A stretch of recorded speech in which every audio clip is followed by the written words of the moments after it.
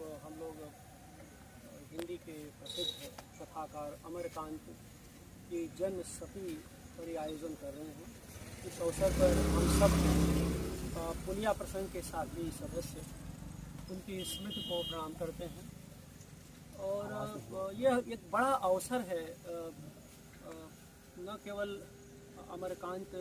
जी के बारे में जानने का या उन्हें याद करने का, बल्कि उनके बहाने उस समय का जो राष्ट्रीय आंदोलन था, उस समय बलिया में जो क्रांतिकारी धार थी, या जो भोजपुरी समाज की जो स्थिति थी उस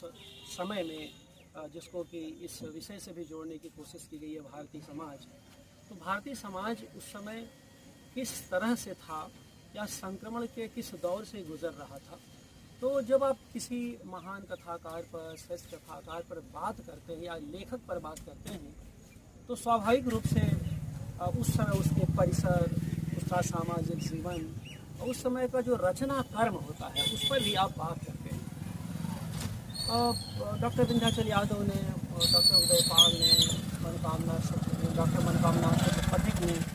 और हमारे जितने भी यहाँ पर छात्र सदस्य और शोधार्थियाँ, हमारी छात्राएँ रहीं, सबने अमरकांत पर बहुत ही सुचिंतित तरीके से बात की। और यह बहुत ज़रूरी था, क्योंकि अमरकांत जिस समय इलाहाबाद में थे और माया पत्रिका में, माया प्रेस में काम कर रहे थे, तो बलिया से उठ करके और आगरा होते हुए जब वहाँ पहुँचते हैं, तो देखिए उस दौर में जो भी रचनाकार थे उनका संघर्ष अभूतपूर्व था। और आप ये देखिए कि इलाहाबाद जिस समय कांत थे, उस दौर में इलाहाबाद 40 और 50 के दशक में इलाहाबाद हिंदी साहित्य का बड़ा केंद्र था। और उस केंद्र में जो लोग भी आज हैं, जो जीवित आज हैं, मतलब जीवित लीजेंड्स के रूप में आप कह सकते हैं, लाइव लीजेंड के रूप में, वे उसमें ज़्यादातर संघर्षशील थे। उसमें अज्ञेय जैसा भाग्य बहुत कम के पास था, लगभग नहीं के पास था। सब गांवों से जूझते, टकराते, संघर्ष करते वहाँ पहुँचे थे और सबके सामने एक बड़ा ख्वाब था आज़ादी को लेकर के। हम लोग जब